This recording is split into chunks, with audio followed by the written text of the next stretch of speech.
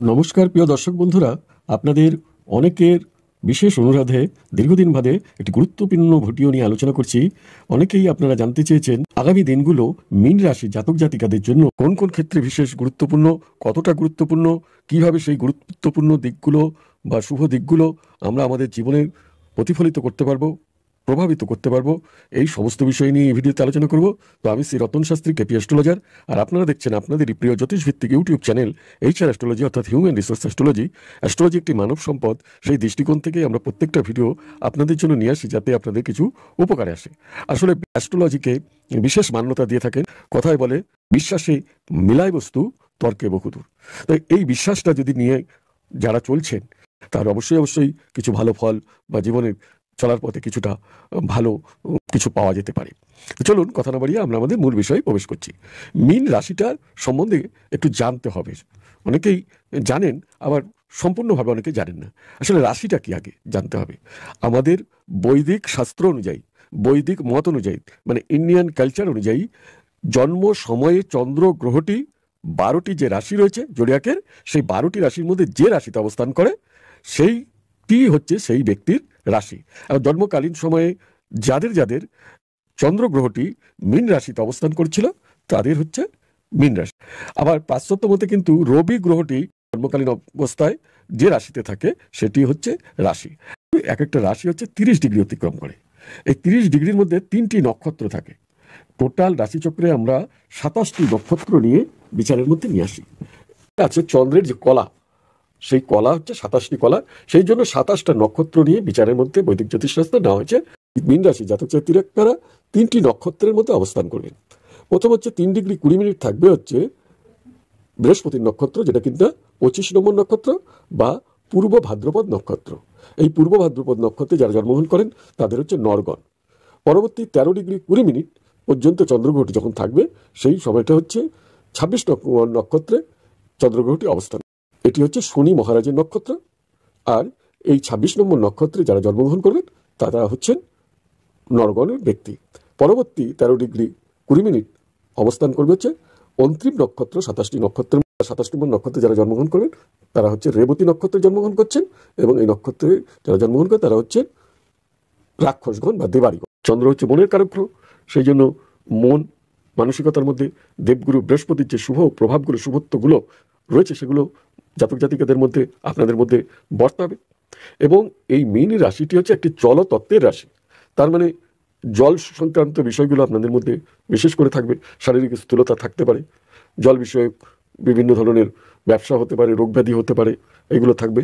এবং এই যে জলতত্ত্বের এই রাশিটি, এইখানকার জলতত্ত্বটি হচ্ছে সমুদ্রের সাথে তুলনীয়, অর্থাৎ গভীর জলাশয়। রাশিচক্রের 12টি রাশির মধ্যে আরও 2টি জলতত্ত্বের রাশি আছে, একটি হচ্ছে কর্কট রাশি আর একটা হচ্ছে বৃশ্চিক রাশি। এই দুটো রাশির জলতত্ত্ব হলে পরে এদের গভীরতা, কিন্তু মীন রাশির জলতত্ত্বের হওয়ার জন্য এখানকার সমুদ্রের ন্যায় গভীরতা রয়েছে। সেই জন্য এই সমস্ত জাতক জাতিকারা, অর্থাৎ মীন রাশির জাতক জাতিকাদের মধ্যে সমস্ত বিষয়ে একটা গভীর জ্ঞান বা সমস্ত বিষয়ে গভীরতা নিয়ে তারা জিনিসগুলোকে জানার চেষ্টা করেন বা জানেন। পরম পুরুষ শ্রী শ্রী রামকৃষ্ণ পরমহংসদেব মীন রাশি এবং মীন লগ্নের জাতক ছিলেন। আরেকটি বিষয় হচ্ছে আপনার লগ্ন কি, তার উপরেও মীন রাশির ফলাফলের তারতম্য ঘটবে। কারোর যদি মেষ লগ্ন হয় তার একরকম ফলাফল হবে, কারোর যদি বৃষ লগ্ন হয় তার জন্য আলাদা হবে, কারোর মিথুন হলে পরে তার জন্য আলাদা হবে, কারোর যদি কর্কট হয় তার জন্য আলাদা হবে। তাই এইভাবে লগ্ন সাপেক্ষে আমি সমস্তটাই বিচার করার চেষ্টা করি। আরও একটি বিষয়, এখন বর্তমান সময়ে মীন রাশিতে রাহু গ্রহটি অবস্থান করছে এবং মীন রাশি জাতক জাতিকাদের শনির 7.5 চলছে, অর্থাৎ একটা শনি গ্রহের কুপ্রভাবও মীন রাশির জাতক জাতিকাদের মধ্যে রয়েছে। মীন রাশির আগের রাশি কুম্ভ রাশিতে শনি মহারাজ বর্তমানে অবস্থান করছে গত 2.5 বছর ধরে। একটা রাশিতে শনি মহারাজ 2.5 বছর করে থাকে। আবার এরপরেই শনি মহারাজ মার্চ মাসে তার ট্রানজিট ঘটবে, ট্রানজিট করে মীন রাশিতে অবস্থান করবে, অর্থাৎ রাশির ওপরে চন্দ্রমার ওপরে শনি মহারাজ অবস্থান করবে। সেক্ষেত্রে দ্বিতীয় ফেজে আরও 2.5 বছর থাকবে। আর তারপরে হচ্ছে 2.5 বছর পরে শনি মহারাজের ট্রানজিট ঘটে মেষ রাশিতে অবস্থান করবে 2.5 বছর। অর্থাৎ রাশির পূর্ববর্তী রাশি, রাশিতে এবং রাশির পরের রাশিতে, এই 3টি রাশিতে শনি মহারাজের অবস্থানকালীন সময়টা হচ্ছে 7.5 বছর। এই শনির 7.5 বলা হয়। এই 7.5 বছর কিন্তু শারীরিক, মানসিক, আর্থিক, মাতৃসম যে সমস্ত ব্যক্তি তাদের শরীর স্বাস্থ্য ভালো যাবে না, এটা একটা কমন ব্যাপার। আর একটা হচ্ছে কাপ কোল্ড বা সর্দি কাশির একটা কষ্ট হতে পারে, ব্রিদিং প্রবলেম হতে পারে। তো এই যে অশুভ প্রভাবগুলো সেখান থেকেই বা কি করে বেরিয়ে আসতে হবে সে বিষয়ে আমরা আলোচনা করব ভিডিওতে। তো প্রথমে আমরা আলোচনা করে নিই মেষ লগ্ন এবং মীন রাশি, তাদের ক্ষেত্রে গৃহ সুখ কম হবে, বন্ধু বান্ধবের কাছ থেকে সুখ কম পাবে, মা বা মাতৃস্থানীয় ব্যক্তিদের শরীর স্বাস্থ্য একটু খারাপ যেতে পারে, মন মানসিকতার কথা একটু অস্থিরতা, চঞ্চলতা, উদ্বেগ, টেনশন আসতে পারে। দ্বিতীয় হচ্ছে বৃষ লগ্ন সাপেক্ষে মীন রাশি জাতক জাতিকা যারা আছেন তাদের কিন্তু অভূতপূর্ব সময়, খুবই ভালো সময়। ছোট ভাই বোনেদের থেকে আপনারা সাহায্য সহযোগিতা পাবেন। আপনাদের চেষ্টা বা পরাক্রম আপনাদের আর্থিক, শারীরিক, মানসিক উদ্যমকে বাড়িয়ে তুলবে। মিথুন লগ্ন সাপেক্ষে ভীষণই আর্থিক সাফল্য নিয়ে আসবে, ভীষণ অর্থাগমের ভীষণ শুভ সময়। আত্মীয় কুটুম্বদের সাথে সামান্য মনোমালিন্য থাকলেও কর্কট লগ্ন এবং সাপেক্ষে ভাগ্যের উন্নতি, পিতা বা পিতৃস্থানীয় ব্যক্তিদের সঙ্গে উন্নতি, ধর্মীয় কাজকর্মে উন্নতি, যারা পুরোহিত বা যারা পূজার্চনা করে জীবিকা করেন, গুরুস্থানীয় যারা আছেন তাদের ক্ষেত্রে খুবই শুভ কর্কট লগ্ন এবং কর্কট রাশি জাতক জাতিকাদের। এবং সিংহ লগ্ন জাতক জাতিকাদের কোমরের যন্ত্রণা, বাতজ বেদনা, হাঁটুর যন্ত্রণা, চোখের সমস্যা, দাঁতের সমস্যা, এই সমস্যাগুলো সামান্য সামান্য আসতে পারে। এবং কন্যা লগ্নের জাতক জাতিকাদের ব্যবসায়িক সাফল্য আসবে, আয় উন্নতির ব্যাপারে ভীষণ উন্নতি হবে। তুলা লগ্ন জাতক জাতিকাদের ক্ষেত্রে কোমরের যন্ত্রণা, হাঁটুর যন্ত্রণা, বাতজ বেদনা ইত্যাদিতে কষ্ট পেলেও আর্থিকভাবে, শারীরিকভাবে, মানসিক দিক থেকে অনেক আর্থিক সমৃদ্ধি বা সন্তানের বা ব্যবসার উন্নতি জায়গাতে থাকছে।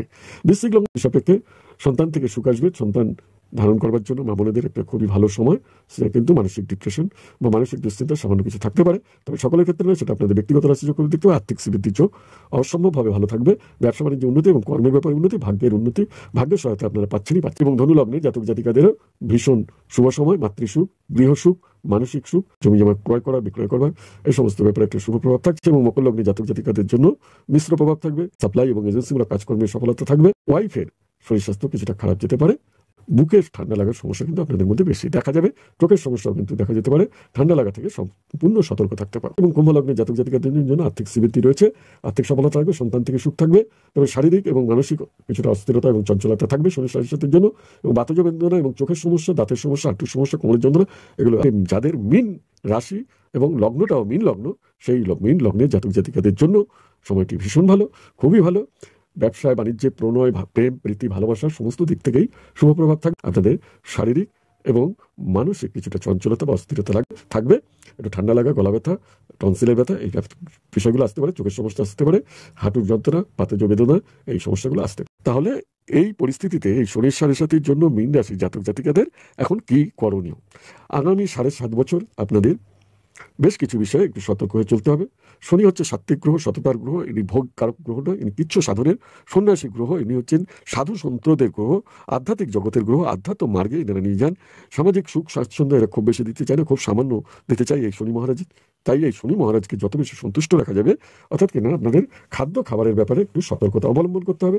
শনিকে তুষ্ট রাখতে গেলে পরে খাদ্য খাবারের মধ্যে আপনাদের নিরামিষ জাতীয় খাদ্য খাবার বেশি করে খেতে হবে, আমিষ জাতীয় খাবার একটু কম খেতে হবে। তবে পাশাপাশি প্রোটিন কিন্তু ঘাটতি করা চলবে না, কারণ যেহেতু বাতজ বেদনা, ঠান্ডা লাগা, গলা ব্যথা, শারীরিক দুর্বলতা, মানসিক অস্থিরতা, মানসিক দুর্বলতা, চঞ্চলতা এগুলো আসার সম্ভাবনা রয়েছে। সেই জন্য কিন্তু দুধ বা দুগ্ধ জাতীয় প্রোডাক্ট খেতে হবে ভালো শুদ্ধ।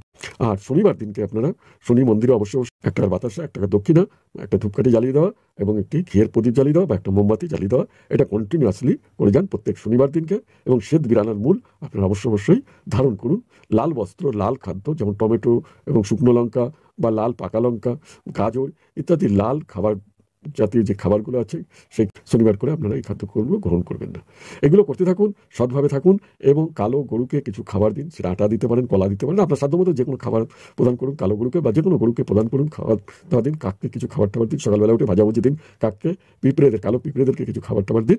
দেখুন শনি সাড়ে সাথে চলা পরেও মীন রাশি এবং মীন লগ্নের জাতক জাতিকাদের ভীষণ শুভ প্রভাব ধীরে ধীরে নিয়ে আসবে, শুভ সময় আসছে।